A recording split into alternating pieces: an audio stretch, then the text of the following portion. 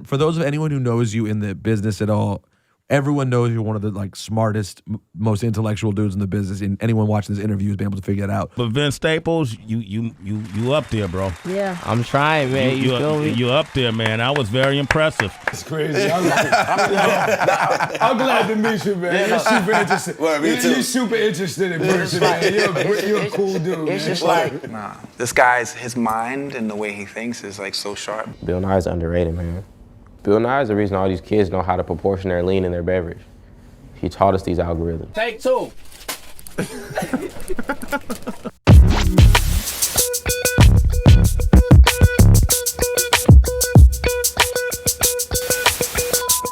But the truth of the matter when it comes to hip hop, in my opinion, is like we gotta stop pretending we care about these people and we care about these kids. This is a business. They want to use you and destroy you, and get your money, and it's better for their business if you're dead. That's why they put out albums after you died. If they cared about you as an artist, they wouldn't do that. They would just give your parents the remainder of your contract. They would give you health insurance. They would give you life insurance. It's just, you get what I'm saying? So it's like we just gotta stop pretending that these people care about us when they're running this business. Vince Staples is among the most interesting and compelling voices in the world today.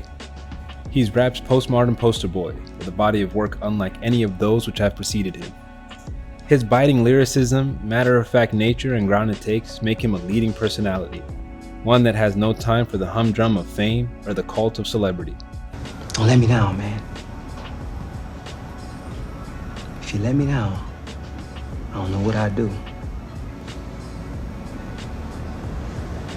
He'd rather point his finger back at the audience, examining his surreal career as a rapper, entertaining America's youth with stories of his past as a gangbanger, while coming to terms with the detachment of consumer culture and art. Hailing from Long Beach, California, Staples is not one to shy away from his affiliation with gang culture as a Crip, but this is not given any sort of pretension amongst the facade of hardened criminals that line corporate recording studios.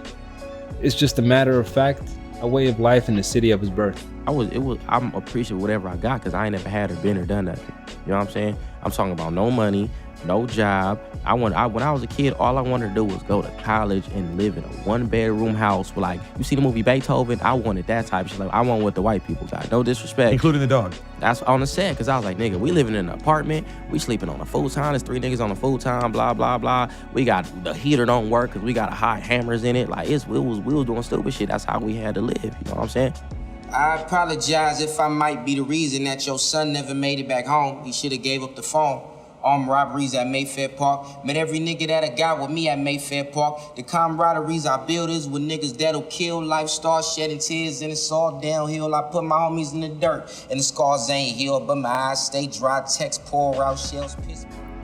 There's a potent venom in his lyrics, especially when he questions the popularity of gangster rap, glorifying a lifestyle that is at best unrealistic and at worst simply ingenuine.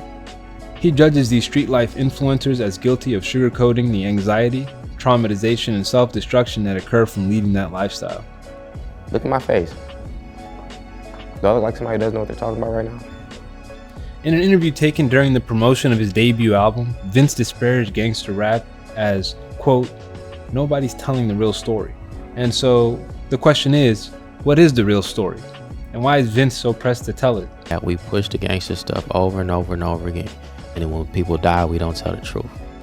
We don't say why these people passed away. We never blame the streets. It's all they was hating. Or it was a government conspiracy, blah, blah. It's not just you in the streets. And the reason they don't say that is because they want us to keep trying to be in the streets so they can keep marketing it. What's an action movie without an explosion? What's a mafia movie without a hit? And this is their entertainment. Our lives are becoming their entertainment. Rappers make me sick to my stomach. We glorify who died and demonizing niggas who done it. I thought we was thugging. Niggas killed Jabari for nothing. Crazy. I thought we was thugging. Niggas killed Jabari for nothing. Yeah. I thought we was thugging. Niggas killed Jabari for nothing. Come on.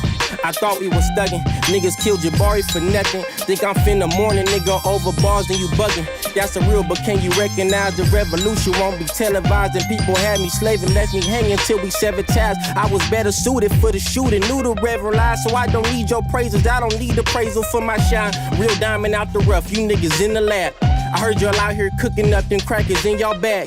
You say my name up in a song and I'ma kill your ass. And I ain't talking rap. getting in trouble. It get charging old squad. after like the first year. Then it's like, we really got to do this every day. And you really got to spend $300-$400 on a gun and you ain't got no money. You don't want to do that. We can see a lot of the inspiration for Vince's work in a quote by Nietzsche: "Whoever fights monsters should see to it in a process that he does not become a monster. And if you gaze long enough into an abyss, the abyss will gaze back into you." I've got to collect myself because this is what our youth is being subjected to. I wasn't trying to be nobody special. You feel me? So I don't got to be nobody special in this. If I can take care of my mama and make my money and do what I got to do and, not, bullshit. Because I was at one point in time, that's because I wouldn't have to do it myself. But I was on some bullshit still, you know what I mean? But I grew up a little bit and cleared my head a little bit when I was doing that. If I could not spew that no more or whatever, do that, then I'm straight. But a lot of niggas want to lie for it. But man, go back to that gangster shit, blah, blah. Nigga, the homie just got popped in his face at the park being 15 years old. And you want me to go back to that? So I can play something that's gonna make a nigga wanna get in the car. Got popped by a nigga I know, they was both good kids around the same age, never met each other, though, lived down the street their whole life. Smacked him, broad day, boom, didn't give a f. Got caught and all that, in the county chilling. You know what he asked me last time he seen me? I'm not gonna say rap name. You heard that new blah, blah, blah? Yeah, that should make a nigga wanna go do something. I ain't no preaching, nigga. I'm just a viewer. All them streets you was afraid to visit. Live your life through my lyrics. Now watch me paint this picture. Jabari blood on my easel. My homie died due to negligence to the policeman. You can't tell me no different. I still can hear him screaming. He was barely a teen, and Jesus couldn't save him, so I barely believe. You thirsty? Please grab a Sprite. My Crip's lurking. Don't die tonight. I just wanna dance with you, baby. Just don't move too fast. I'm too crazy, man. Down the avenue, get shaded. In Nietzsche's Beyond Good and Evil, he argues that the challenge of modernity is not how we can ascend to a status that supersedes morality. But if we trace back our moral genealogy, we'll come to face the beasts that are shackled by eons of human intervention. We are creatures of survival, he argues, steadfast in maintaining our existence, and morality, to Nietzsche, is just another tool from an age gone by. One who has come to understand these monsters that lurk beneath will come to know himself. And it's just growing up and understanding like how unimportant that type of stuff is in life, and just how wasteful and it's pointless. And I ain't never been stupid. I always knew it was pointless. I feel like everything is done in necessity, but that ain't a necessity no more. So it's not necessary for me to talk about it. To visit the slumbering creatures begins a dialogue that would allow you to know who you are without these shackles. And if you can hold the gaze of the abyss, then you are become Ubermensch. I'm not going to be offended. And I think by me not being offended, I don't project. We walk around. A lot of people have low self-esteem. A lot of people have their own fight. And a lot of times when people are successful, we hold it on our shoulder that we're successful because how hard you had to fight to be successful. So you look at somebody else who might not care as much as you or might not have done the things that you do, and you're telling them, you might be trying to teach them to be grateful, but it's coming out the wrong way. You might be trying to teach them to work hard. It might be coming out the wrong way. But we just have to know more about each other before we speak on each other. So we turn back to Vince Staples at the start of his career, a disillusioned teen who by his 16th birthday was already a cynical drifter. His brief respite from gang life and the spiral of death and the loss of his friends due to gang violence was in music. As a kid, all I wanted was the killer, man. Be like my daddy friends, hopping out that minivan. Chrome 38, spinning like a ceiling fan. Crying on my mama phone, swaying, he a different man. It's obvious that you doing something you're not supposed to do. But I was like, nigga, I gotta go home. He was like, what that mean? I was like, I don't live over here. You know what I mean? Because everybody was from there. Where I'm from is completely different. I look how I look, bro. Niggas know who I am. Even when I was a kid, like, not on some high-power rah-rah shit. Like, I was little when I was loud, bro. Like, I got in a lot of trouble when I was a kid because I wasn't finna let nigga. My dad was doing drugs. Like, my mom was looking like, niggas used to call my mom a dyke and some other shit because she was like a gangbanging looking nigga. You know what I mean? So I had a lot of situations. My brother being fucked up. That was a lot going on in my life. You feel me? So I had a lot of problems when I was younger. So by the time I was like 14, 15, 16, I was whooped because I was tired. Out of only a 2-3 year run from like 12, like when I started fucking with packing, I was like 11, 12, 13. It was like, nigga, I'm talking every day though. But it's good to see a rapper that would just blow a nigga brains out on the streets. That's that 90s shit, B. Can't believe in higher power though? Yeah, I mean, you see some niggas go, you know they go somewhere. But I ain't never like. He found acquaintances that would form the group Odd Future, recording music in member Sid the Kid's house. He saw these days as an escape from the grind of a lifestyle that was chipping at whatever amount of innocence was left. They want nothing but nothingness. Nothingness without end. Vince is aware of the gap in understanding between himself and his audience. His experience paints with vivid clarity a lifestyle that many of us don't understand or simply can't imagine. But what do these stories mean? While we're enjoying the songs of despair and murder, heads banging to a beat, we're also consuming a part of his existence. It's a predicament to the nature of this sort of art, especially to those of us who simply can't understand how some of these thoughts could even begin to exist inside the mind of a young man. The best way to kind of explain that was to get the same emotion, because like in that we learned a lot about who we thought we were supposed to be at that time period of my life, especially like where I came from. Who did you, I'm just curious, who did you think you were supposed to be then, and how is it different from now? I mean, just being younger, you know, not being fortunate enough to have certain things that other people have. You know, you go to school and you're a little kid, like everybody's the same, you know, kindergarten, first grade. You know, you start going to other friends' houses and noticing, you know, the separation of wealth and just not even wealth, like just being from the lower middle class to being in the regular middle class, how big of a leap that is.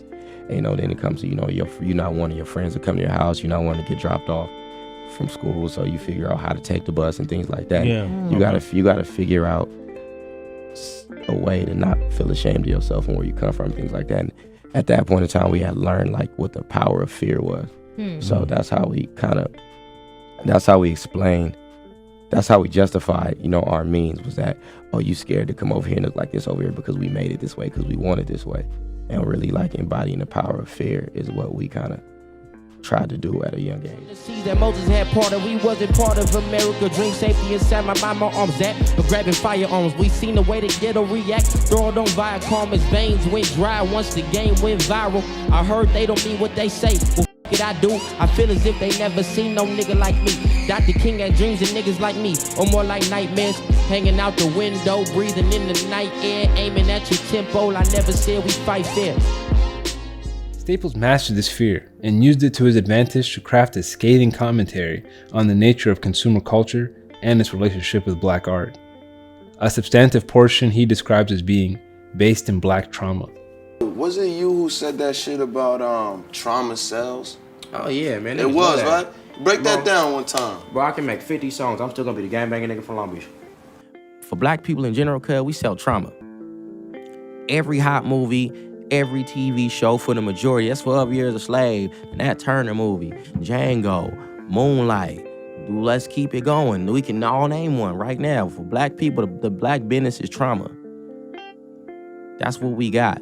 Keeping Up with the Kardashians, all these other shows, they having a good time. It's reality TV just chilling.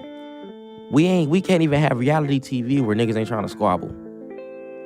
We selling trauma. So you expect a nigga to not perpetuate that when they trying to get out of a situation that you tell them that they ain't shit until they get out of it. Until a nigga got money, bro, majority of the time, the way we look at it, and I'm talking for the consensus, not everybody, the majority of people, just from what I've seen, is until you got some money, you ain't shit. So they gonna do what they gotta do to try to make it work, and you can't be mad at them for it. Damn, this guy right here. No, cause my grandparents, they Holy shit, who is this guy? In another sense, his music is well received and critically praised. We judge the art to be authentic, that real we so desperately crave from artists in the hip-hop community. But this barrier of entry to real is just another signifier or totem for the perpetuation of a lifestyle we use to demonize communities that have fallen victim to gang violence, crime, and self-destruction. And on the other end, our expectations paint the brush of rap under one umbrella, as if the musicality is singular, thus dismissing the avenues and innovation within the hip-hop world. To the consumer, the rapper archetype is one, and this serves to appeal to the masses who crave from them this real, a gritty reality they have no interest in alleviating, no business in enjoying, but consume with vigor. And by they, I mean the people that aren't necessarily invested, the people that don't have to, that don't know the reality of it. And it's a very real thing. And the internet will, like, you see artists beef, and it's like, oh man, go. And the second somebody dies, one person's stupid and one person's a murderer. Oh, I can't believe you hurt someone.